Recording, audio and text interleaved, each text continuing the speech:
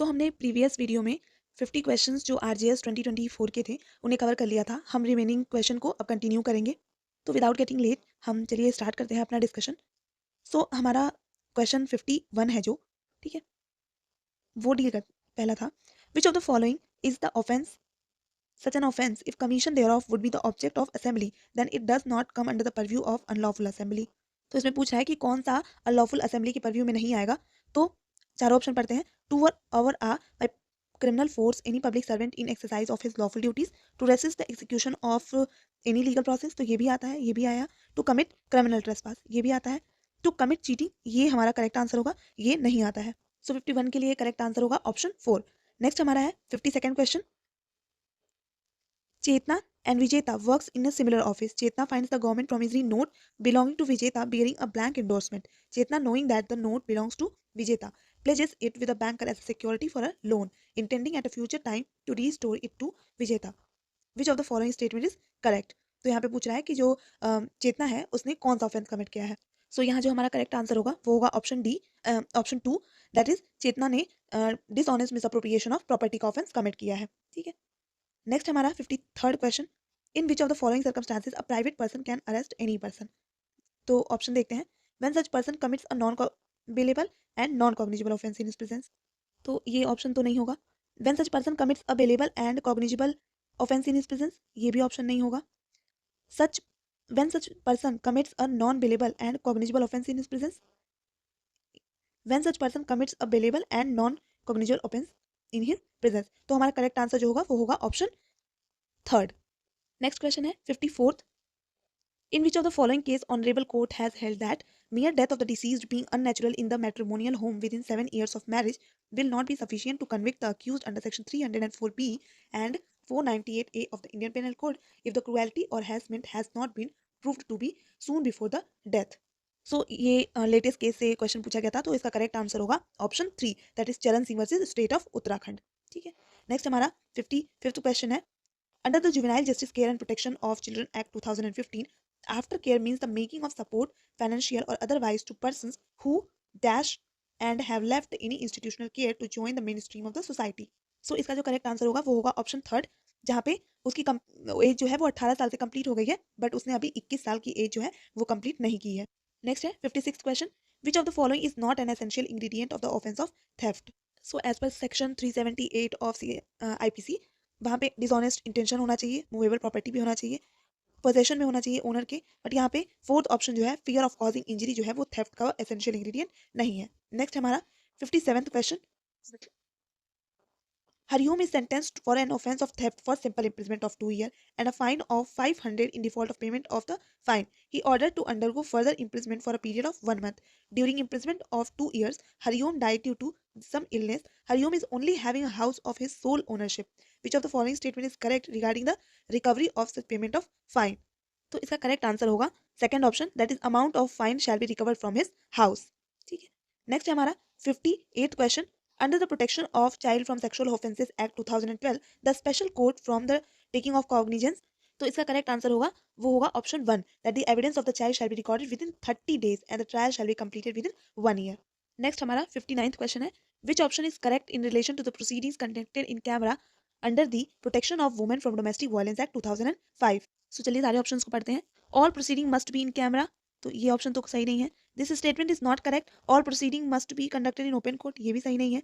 This is a question of the description of the court, if magistrate thinks fit that it is necessary then proceedings may be conducted in camera, तो ये option सही लग रहा है। If both the parties given consent in writing then proceedings can be conducted in open court, otherwise it mandatory B conducted in camera, तो यहाँ पे option 3 जो होगा, ठीक है, वो हमारा करेक्ट आंसर होगा। डीवी एक्ट का जो सेक्शन 16 है वो हमारा बात करता है इसी रिस्पेक्ट में। नेक्स्ट है हमारा 60th question, that is the sarpanch of the village Mohan was being tried for the rape when the secretary of the village assembly Savita, a question is asked to Savita during cross examination that did she voluntarily have illicit relation with ex sarpanch Amit, such question is, तो option है हमारे कि permissible होगा कि नहीं, तो permissible नहीं होगा ऐसा क्वेश्चन।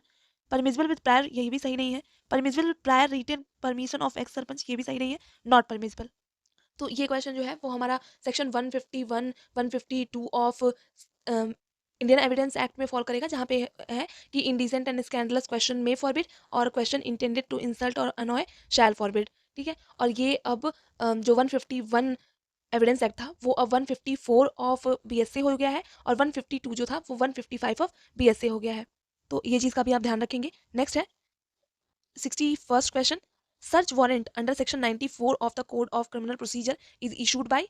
सो इसका करेक्ट आंसर होगा option 4, that is district magistrate भी कर सकते हैं, सब डिविजनल मैजिस्ट्रेट भी, और मैजिस्ट्रेट ऑफ फर्स्ट क्लास, ये तीनों लोग कर सकते हैं। ठीक है, नेक्स्ट है 62nd question, offence of breach of a protection order under the protection of domestic violence act 2005 is. So इसका करेक्ट आंसर होगा option 3, that is cognizable and non bailable. ये आपका सेक्शन 32 डीबी एक्ट का जो है वहां पे प्रोवाइडेड है, तो इसे आप बैरक में एक बार चेकआउट कर लीजिएगा। नेक्स्ट हमारा 63rd question, court issues a non-bailable warrant under section 70 of the code of criminal procedure 1973 in a matter, such warrant shall remain in force। तो इसका करेक्ट आंसर होगा second option, till it is cancelled by the court which issued or it is executed। और ये section 70 जो CrPC का है वो अब सेक्शन 72 हो चुका है बीएनएसएस में। ठीक है, जो हमारा बात करता है with respect to form of warrant of arrest and their duration. Next है 64th question, in which of the following matter section 306 of the code of criminal procedure does not apply to। So section 306 जो है CrPC का वो deal करता है tender of pardon to accomplice से। तो इसके लिए अगर देखें तो हम अप्रोप्रिएट जो आंसर होगा वो होगा option 2, that is offence punishable with imprisonment of 3 years. और अगर हम देखें 306 of code of criminal procedure, तो ये सेक्शन 343 हो चुका है बीएनएसएस में। ठीक है, तो इस बात का भी आप ध्यान रखिएगा। नेक्स्ट है 65th question, Suresh, Ramesh and Jagdish are kept in judicial custody in a house declared as jail under the special circumstances। There are stern guard of armed forces around the house। Jagdish is murdered, for which Suresh and Ramesh are prosecuted। Direct evidence of murder is not found। Prosecution wants to prove that entry of anybody was not possible due to the guard of armed forces, and the commission of murder of Jagdish was not possible by anybody else than Suresh and Ramesh। The fact is, तो यहाँ पे जो fact हैं वो relevant होंगे, तो हमारा option 1 जो है 65th के लिए वो करेक्ट आंसर होगा। ठीक है, नेक्स्ट है 66th question, there is an old rivalry between Rachit and Vikas। Vikas goes to the Rachit's house with an automatic pistol to kill him। On reaching there, he puts the pistol on his head and says, "You have troubled me a lot. Today your life will end." Rachit suddenly snatches the pistol from Vikas' hand, upon which Vikas immediately starts running away from there। While running, Rachit fires several rounds of pistol at Vikas, due to which he dies on the spot। What offense has Rachit committed? So their correct answer is third option, that is Rachit has committed the offense of culpable homicide not amounting to murder। क्योंकि यहाँ पे जो रचित था उसने जब pistol ले ली तो वहाँ पे जो reasonable apprehension of causing death था विकास के द्वारा वो वहाँ पे एंड हो चुका है। तो ये जो एक्टिविटी थी वो सेल्फ डिफेंस में नहीं थी, बल्कि यहाँ पे culpable homicide not amounting to murder होगा। ठीक है, नेक्स्ट हमारा 67th क्वेश्चन है, under the negotiable instrument act 1881 director in relation to the firm means. तो इसका करेक्ट आंसर होगा option 1, that is a partner in the firm. Next 68th question है, under the Protection of Children from Sexual Offences Act, a magistrate or police officer, as the case may be, shall record the statement as spoken by the child in the presence of। तो इसका correct answer है option 4, that is parents of the child और any other person in whom the child has trust or confidence। Next है, trial of a murder committed in Jaipur is inadvertently conducted by district and session judge Dausa and accused has been convicted। Which of the following statement is correct? So इसका जो correct answer होगा वो होगा option third, that is such trial or conviction can be quashed only if in the condition when it appears that such error has in fact occasioned a failure of justice, otherwise not। ठीक है, तो इसके लिए correct answer जो होगा वो होगा option 3। 70th question था, for the purpose of making an inquiry under subsection 1 of section 11 of the Sexual Harassment of Women at Workplace Prevention, Prohibition and Redressal Act 2013, the internal committee shall have the same powers for summoning of any person and examining him on oaths। तो इसका correct answer होगा that is option 1, vested in a civil code under the code of criminal civil procedure 1908 when it trying the suit. अब यहाँ से हमारा Hindi start होता है, मतलब जो 70 क्वेश्चन होते हैं वो हमारे लॉ के होते हैं, रिमेनिंग 30 में 50 मार्क्स का हिंदी ग्रामर और 50 मार्क्स का इंग्लिश ग्रामर। सो अब हम देखते हैं अपने पहले हिंदी ग्रामर के 15 क्वेश्चन को। तो 75th क्वेश्चन है कि बोलता है कि अशुद्ध शब्द कौन सा है इसमें। ठीक है, तो यहाँ पे जो हमारा स्वतंत्र है ये सही है, अभ्यर्थी में थोड़ा डाउट है, निरपराध भी सही है, उच्छ्वास भी सही है, तो हमारा अशुद्ध वर्ड जो है वो फर्स्ट ऑप्शन होगा। 72nd का, पारिभाषिकता की दृष्टि से सुमेलित नहीं है, तो विधिमान्य तो अगर देखा जाए तो ऑप्शन 1 सही है। विधिमान्य का, वैलिड का विधिमान्य मतलब होता है, विधिपूर्वक का होता है लॉफुली, विधिपूर्ण जो है ना इसका होगा लॉफुल, ठीक है। और यहाँ पे फोर्थ ऑप्शन जो है वो विधि सम्मत लेजिटिमेट। तो हमारा जो सही ऑप्शन होगा कि कौन सा सुमेलित नहीं है, तो वो होगा हमारा थर्ड ऑप्शन, ठीक है। 72nd का हमारा सही आंसर होगा थर्ड ऑप्शन, ठीक है। उसके बाद है यहाँ पे आप नहीं और नॉट वर्ड जहाँ पे होगा उसको बहुत ध्यान से देखेंगे। फिर हमारा 73rd क्वेश्चन है, अपने आप को स्वयं मानने वाला वाक्यांश हेतु उपयुक्त शब्द कौन सा है, तो इसका होगा आत्मघाती, ठीक है। नेक्स्ट है 74th, संज्ञा से बनने वाली क्रिया रूप नहीं है, तो इसका करेक्ट आंसर होगा अपनाना, ठीक है। नेक्स्ट है 75th, तत्सम शब्द कौन सा नहीं है, तो इसका करेक्ट आंसर होगा चीता। तत्सम शब्द वो होते हैं जो संस्कृत शब्द से जिसकी उत्पत्ति हुई होती है, वो तत्सम शब्द कहलाते हैं। 76 क्वेश्चन है, बहुवचन में यथावत प्रयोग हेतु उपयुक्त शब्द वाला विकल्प है, इसका करेक्ट ऑप्शन है प्राण। नेक्स्ट है 77 क्वेश्चन, उपयुक्त विलोमता वाला विकल्प नहीं है, तो इसका करेक्ट ऑप्शन होगा जो वो होगा थर्ड। यहाँ पे अज्ञ का भिज्ञ होता है, ठीक है, तो अभिज्ञ का भिज्ञ नहीं होता है, अज्ञ का भिज्ञ होता है। 78 का जो है, किस विकल्प के सभी शब्द पुल्लिंग है, इसका करेक्ट आंसर होगा पहला ऑप्शन गुलाब, सेब और शरबत, ठीक है। नेक्स्ट है 79 क्वेश्चन, इन प्रत्यय से निर्मित शब्द नहीं है, इसका करेक्ट ऑप्शन होगा फोर्थ, ठीक है। जो प्रत्यय होते हैं वो किसी शब्द के अंत में लगे होते हैं, और जो उपसर्ग होता है वो आगे लगा होता है, मतलब जो वर्डिंग होती है उसके स्टार्ट में जो होता है उसे उपसर्ग कहते हैं, और जो एंड में लगे होते हैं उसे हम प्रत्यय कहते हैं। तो यहाँ पे इन प्रत्यय पूछा था, तो जो प्रवीण वर्ड है वहाँ पे इन प्रत्यय नहीं लगा है। अगला है 80th क्वेश्चन, शुद्ध वाक्य बताना है इसमें। तो यहाँ पे ऑप्शंस को देखते हैं। पहला है, देश में सर्वश्र शांति है, ये सही नहीं है। पुस्तक विद्वता पूर्ण लिखी गई है, ये भी सही नहीं है। बजट के ऊपर बहस होगी, ये भी करेक्ट नहीं है।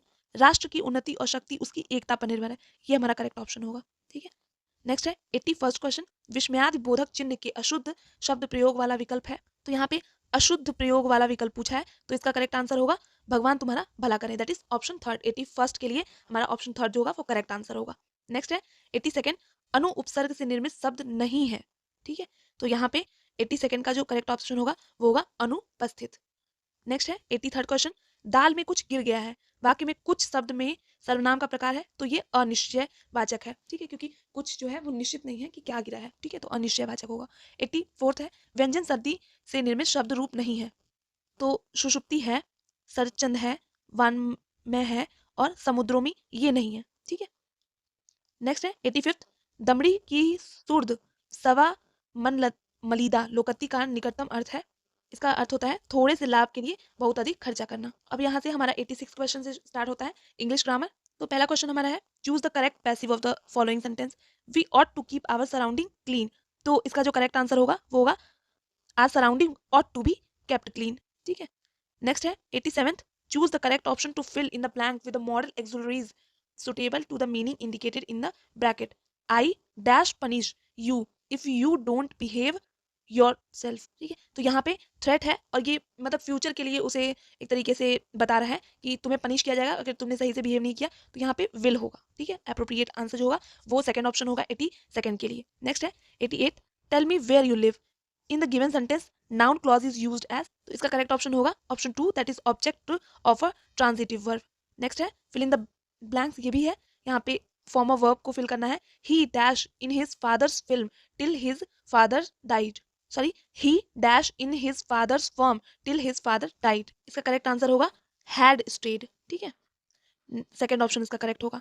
90 के लिए fill in the blanks with suitable article determiner, the economist is dash magazine, ठीक है, तो यहाँ पे करेक्ट जो होगा वो होगा ए, ठीक है। मैगजीन जो स्टार्ट हो रहा है वो हमारा कॉन्सोनेंट से स्टार्ट हो रहा है, so correct option 90th question के लिए ऑप्शन 2 होगा। नेक्स्ट है 91st, synonyms of impeccable is, तो इसका करेक्ट सिनोनिम होगा पहला ऑप्शन, दैट इज फ्लॉलेस, ठीक है।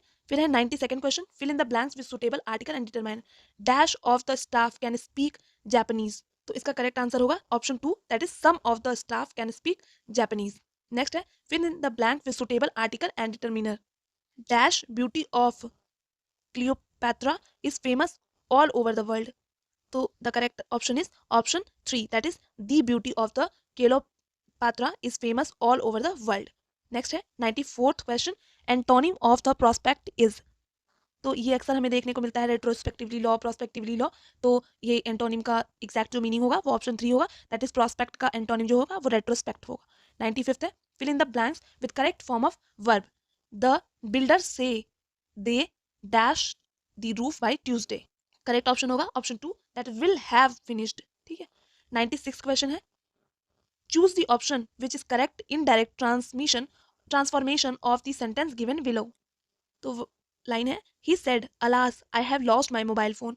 तो इसका ऑप्शन जो सही ऑप्शन होगा वो होगा option third, that is he claimed with sorrow that he had lost his mobile phone. ठीक है, next 97, complete the sentence with correct phrasal verb idiom from the option given below. My plans to go to Germany dash because the journey tuned out to be very exorbitant. तो इसका correct जो option होगा वो होगा option third, that is fall behind. ठीक है, my plans to go to Germany fall behind because the journey tuned out to be very exorbitant. Next है 98th question, ये भी fill in the blanks in the form of verb. I dash all my childhood in Denmark. तो इसका correct answer होगा वो होगा option 4, that is I spent all my childhood in Denmark. Next है 99th question, complete the sentence with respect to phrasal correct phrasal verb idiom from the option given below. He always dash his rivals. So the correct option is option 1, that is he always runs down his rivals. And the last question is 100th, choose the correct passive transformation of the given sentence. Question है we have already given him a notice to vacate our house. तो इसका correct जो sentence होगा passive में वो होगा he has already been given a notice to vacate our house. पहला option जो है 100 के लिए वो करेक्ट होगा। तो ये था हमारा 2024 का राजस्थान जुडिशियल सर्विसेज का पेपर। नेक्स्ट सेशन में हम 2021 राजस्थान जुडिशियल सर्विसेज के पेपर को सॉल्व करेंगे। तब तक के लिए keep learning, keep shining, keep preparing. Thank you, all the best.